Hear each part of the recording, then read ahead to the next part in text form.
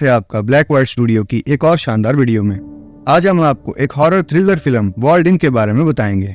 Spoiler आने वाला है, so watch out and take care.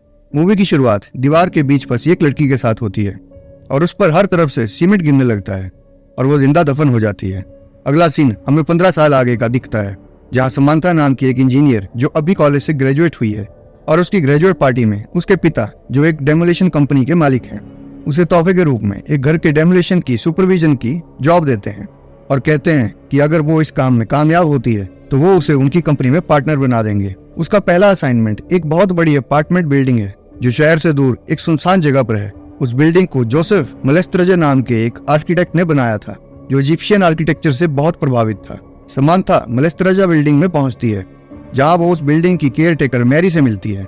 Mary वहां अपने बेटे जिमी के साथ रहती है जो अकेला बच्चा है। समांथा मैरी से कहती है कि वो उसी बिल्डिंग के किसी अपार्टमेंट में रहेगी, तो जिमी उसका सामान उसके अपार्टमेंट में ले जाता है और उसे बिल्डिंग के रूल्स के बारे में बताता है, जिनके मुताबिक उसे 8वें फ्लोर पर कभी नहीं जाना क्योंकि वो मलेस्ट्रेजा का है, और छत पर भी नहीं जाना क्योंकि उसमें खतरा है। जब वो अपने कमरे की तरफ जा रही होती है तो उसे रास्ते में एक कमरे के बाहर जूलीज लिखा हुआ दिखता है। वो अपने कमरे में जाकर अपने सफर की हुई थकान के कारण नहाने चले जाती है। बाद में उस दिन वो मैरी से मिलती है और पूछती है कि अभी इस बिल्डिंग में कितने लोग रह रहे हैं, तो मैरी उसे बताती है कि अभी उस बिल्डिंग में 4 लोग रह रहे हैं और वो और उसका बेटा इस बिल्डिंग के तोड़े जाने तक इसका ख्याल रखेंगे। बाकी सभी किराएदारों को निकाल दिया गया है, पर 2 लोगों ने वहां से निकलने से इनकार कर दिया है। अगले दिन समांथा उस बिल्डिंग के स्ट्रक्चर को एनालाइज करना शुरू करती है। समांथा को उस बिल्डिंग को गिराने के लिए कितने बारूद की जरूरत पड़ेगी उस पर एक रिपोर्ट तैयार करने का काम दिया गया है। उसे उस बिल्डिंग को गिराने के लिए बेस्ट जगह और किस तरह के बारूद की जरूरत पड़ेगी इस बात का पता लगाना है। कुछ घंटे बाद वो एक छोटी मार्केट में कुछ खाना और ड्रिंक्स लेने जाती है। जिज्ञासावश वो एक कंप्यूटर में उस बिल्डिंग की हिस्ट्री के बारे में देखने लगती है। उसे पता चलता है कि साल 1993 में कुछ लोग लापता हुए थे और जब वो मिले तो वो बहुत भयानक नजारा था। 16 लोग, जिनमें पुरुष, महिलाएं और बच्चों को उस बिल्डिंग में छोटे छोटे डिब्बों में बंद कर दिया गया था, जिन्हें बाद में लिक्विड कंक्रीट से भर दिया गया। पीड़ितों में से एक उस बिल्डिंग का आर्किटेक्ट मलेस्ट्रेजा खुद था। उनके कत्ल के लिए एक कंस्ट्रक्शन वर्कर को दोषी माना गया जो बाद में निर्दोष साबित हुआ और उस केस के दोषी का आज तक पता नहीं लग पाया, जिसकी वजह से ये केस आज भी अनसॉल्व्ड है। समांथा बिल्डिंग में वापस बारूद लगाने की जगह को मार्क कर रही होती है कि तभी वो अचानक एक आदमी को उसकी तरफ कुल्हाड़ी लेकर आते हुए देख चौंक जाती है। वो उन्हीं किराएदारों में से एक होता है जिन्होंने बिल्डिंग छोड़कर जाने से इनकार किया है और वो इस बिल्डिंग को तोड़ने के फैसले से खुश नहीं है। रात में जिमी समांथा को चुपके से उस 8वें फ्लोर पर ले जाता है जहाँ जाना उस बिल्डिंग के नियमों के खिलाफ है। वहाँ जिमी उसे उस आर्किटेक्ट मलेस्ट्रेजा के बारे में बताता है जो उन दीवारों में मारा गया था। वो एक कमरे में जाता है और समांथा को वो दीवार दिखाता है जहाँ मलेस्ट्रेजा की बॉडी मिली थी। जब उसकी बॉडी मिली थी तो उसका चेहरा सीमेंट के कारण उखड़ गया था, जिसकी वजह से उसकी पहचान नहीं हो पा रही थी और उसकी माँ मैरी ही थी जिसने आखिर में उसकी पहचान की थी। जिमी ने उसे ये भी बताया कि उन 16 मरे हुए लोगों में जूली नाम की एक छोटी बच्ची भी थी। ये वही बच्ची थी जिसे फिल्म की शुरुआत में दिखाया गया था और वो उसी कमरे में रहती थी जिसे समांथा ने पहले देखा था। आगे जिमी उसे बताता है कि उन मरे हुए लोगों में से एक उसके पिता भी थे। फिर वो उसे वो दीवार दिखाता है जहाँ उसके पिता की बॉडी मिली थी। तभी लाइट्स बंद हो जाती है और अंधेरे में घबराहट में समांथा के पैर में एक कट लग जाता है। बाद में जिमी उसका जख्म साफ करता है और उसके पैरों को सहलाने लगता है, जिससे साफ जाहिर होता है कि वो उसे पसंद करता है। फिर वो उस पर हावी होने लगता है पर वो उसे रोकने को कहती है। शाम को समांथा खुद को शीशे में देख रही होती है और उसे कांच हिलता हुआ नजर आता है। वो शीशे को निकालती है और एक छेद से खून बाहर आता है। तभी अचानक से समांथा को दीवार के अंदर खींच लिया जाता है। वो उठती है और उसे पता चलता है कि वो वहां फंस चुकी है। कुछ समय बाद हर तरफ से उस पर सीमेंट गिरने लगता है। वो कहीं नहीं जा सकती और चिल्लाने लगती है और तभी वो नींद से जाग जाती है। वो एक डरावना सपना देख रही थी, जिसकी वजह से वो नींद ना आने के कारण अपने कमरे में इधर उधर भटकने लगती है। अचानक उसके सामने कुछ ऐसा आता है जिससे वो चौंक जाती है। हालांकि वो सिर्फ उसका बॉयफ्रेंड पीटर होता है जो उसे सरप्राइज करना चाहता था। समांथा पीटर को अपार्टमेंट में चारों ओर देखने के लिए ले जाती है। वो चुपके से 8वें फ्लोर पर चले जाते हैं। जब वो वहाँ होते हैं तो उन्हें वहाँ एक खुफिया रास्ते का पता चलता है।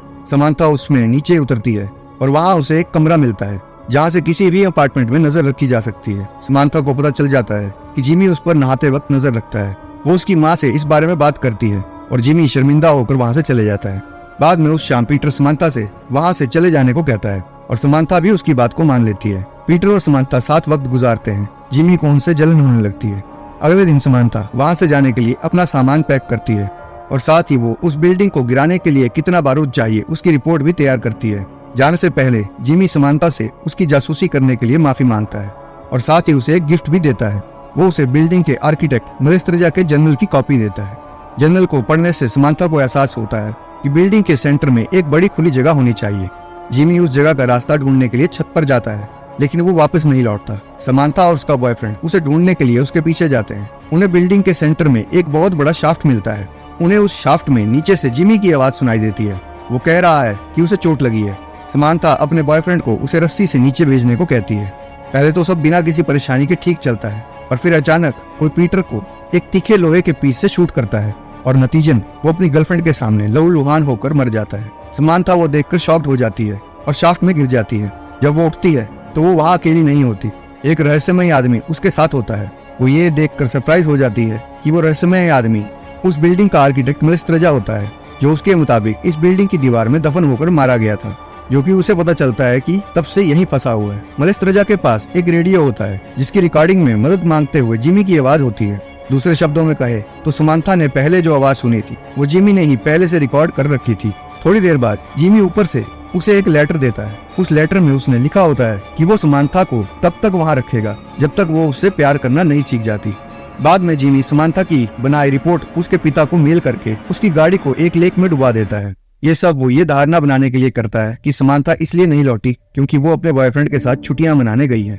वही वापस शाफ्ट में मलेस्त्रजा समांथा को एक चौंकाने वाली बात बताता है। वो उसे बताता है कि दीवार में दफन उन 16 लोगों के मर्डर का मास्टरमाइंड वही है, क्योंकि मलेस्त्रजा का मानना है कि प्राचीन मिस्र के स्मारकों की लंबी उम्र का राज ये है कि वो उनके निर्माण के दौरान एक रिचुअल करते थे जिसमें दीवारों के अंदर जिंदा इंसानों को दफनाना शामिल था। वो चाहता है कि उसकी बनाई इमारतें हमेशा खड़ी रहे, इसीलिए उसने जिंदा इंसानों को दीवारों के अंदर दफन किया। वो आगे बताता है कि उन मरे हुए लोगों में एक मैरी का पति भी था, इसीलिए उससे बदला लेने के लिए मैरी ने उसे इस शाफ्ट में बंद करके उसे हमेशा के लिए कैद कर दिया। और साथ ही मैरी ने किसी और की बॉडी को मलेस्त्रजा की बॉडी बताकर सबको बेवकूफ भी बनाया, और सबने उसके झूठ पर यकीन करते हुए ये मान लिया कि वो मर गया है ताकि मैरी उसे अपना कैदी बनाकर रख सके। समांथा के ये सब जानने के बाद जिमी वहाँ आता है और उन्हें एक कैसेट टेप देता है। मलेस्त्रजा उस टेप को चलाता है और उसमें जिमी कहता है कि वो मलेस्त्रजा और समांथा को डांस करते हुए देखना चाहता है।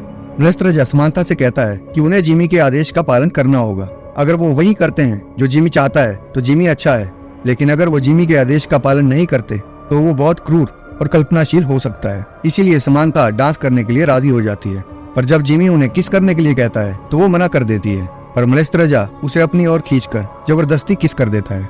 कुछ सेकंड्स के बाद जिमी उन्हें रोक देता है और मलेस्त्रजा को समांथा को कभी न छूने की धमकी देता है। उसकी बात मानने के लिए जिमी उन्हें तोहफे के रूप में एक टोकरी के अंदर खाना, पानी और एक 2-वे रेडियो नीचे भेजता है। वो समांथा से उस रेडियो को अपने पास रखने को कहता है ताकि वो उससे बात करके उसके करीब आ सके। बाद में उस रात मैरी छत पर आती है। समांथा चीख कर मैरी से मदद मांगती है। मैरी समांथा को मलेस्त्रजा के साथ उस शाफ्ट में देखकर चौंक जाती है। मैरी गुस्से में जिमी को कहती है कि ये जगह सिर्फ मलेस्त्रजा के लिए थी, ना कि किसी और के लिए। और मैरी समझ जाती है कि अब समांथा को मलेस्त्रजा के साथ उसी शाफ्ट में रहना होगा, नहीं तो वो बाहर जाकर इस घटना के बारे में पुलिस को बताएगी और पुलिस मैरी को ले जाएगी, जिसकी वजह से जिमी अनाथ बनकर रह जाएगा।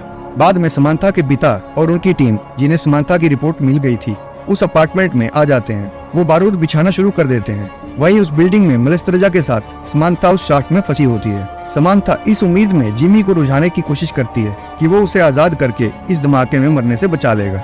हालांकि उसकी सारी कोशिश नाकाम साबित होती है। यह देखकर मलेस्त्रजा उसे अपनी एनर्जी बचाने को कहता है और एक कवर खोलता है जिसे उसने सीमेंट टैंक से जुड़ी कई पाइपों से कनेक्ट करके डिजाइन किया होता है। उसका मानना है कि जब डेमोलिशन टीम इस बिल्डिंग को गिराने की कोशिश करेगी तो अगर एक और जिंदा इंसान दफन हो जाए तो ये बिल्डिंग नष्ट नहीं होगी। वो खुद की बलि देकर इस बिल्डिंग को बचाने का फैसला करता है और समांथा को उसे मारने को कहता है।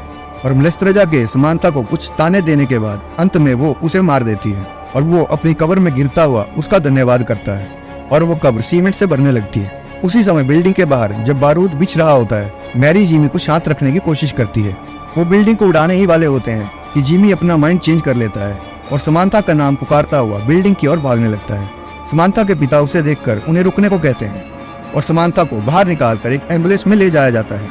मैरी को मलेस्त्रजा की किडनैपिंग के जुर्म में गिरफ्तार कर लिया जाता है। मूवी के अंत में समांथा बताती है कि मलेस्त्रजा ने 27 बिल्डिंग बनाई है जो अभी तक सही सलामत खड़ी है और वो इस अपार्टमेंट बिल्डिंग को अपना मास्टरपीस मानता था। और वो नहीं चाहता था कि इसे तोड़ा जाए। उसने इसे बचाने के लिए अपनी कुर्बानी तक दे दी, इसीलिए सम्मान स्वरूप इसे नहीं गिराया जाएगा और ये उसकी विरासत बनी रहेगी और मूवी खत्म हो जाती है। तो दोस्तों, ऐसी और भी वीडियोस देखने के लिए हमारे चैनल को सब्सक्राइब करके बेल नोटिफिकेशन को ऑन कर लें और हमारे इस वीडियो को लाइक और अपने दोस्तों के साथ शेयर करके हमारे चैनल की हेल्प जरूर करें। वीडियो देखने के लिए धन्यवाद। मिलते हैं आपसे अगले वीडियो में, तब तक के लिए take care and God bless.